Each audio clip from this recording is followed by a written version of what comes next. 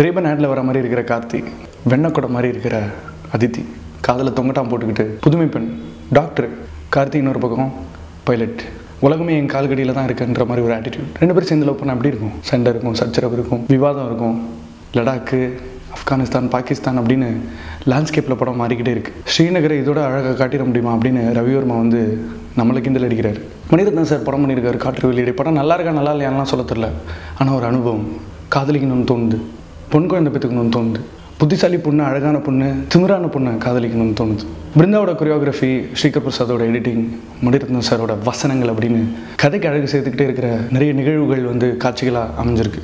Feel பண்ணி பேசுகிறல்ல, என்னமோ ஒன்று பண்ணிட்டார் மணிரத்னம், ஃபீல் பண்ண வச்சிட்டார், உணர வச்சிட்டார். ரெஸ்ட்லெஸ்ஸாக ஓடிக்கிட்டு இருக்கிற அந்த வாழ்க்கையில் லவ் கூட ஃபாஸ்ட்டாக தான் எதிர்பார்க்குறோம். கல்யாணம் ஒர்க் அவுட் ஆகலைன்னா டேட் பண்ணலாம், தைரியம் இருந்தால் லிவ்.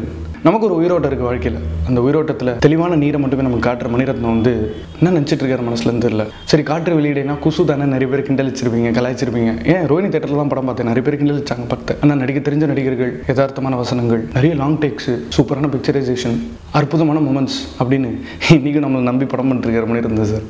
பாவம், படம் ஸ்லோ ஆகுதுல்ல, நிறைய இடத்துல லேக்.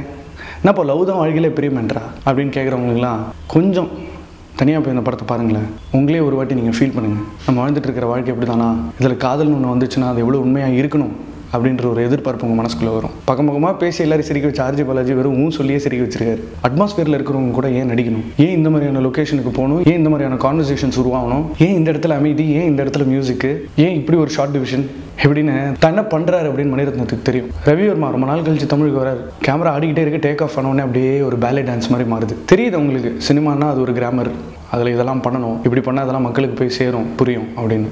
திரும்பவும் சொல்கிறேன், gets மிட்டன் by Mani Ratnam's love again. வேற என்ன சொல்கிறது, டைம் ஆயிடுச்சுல.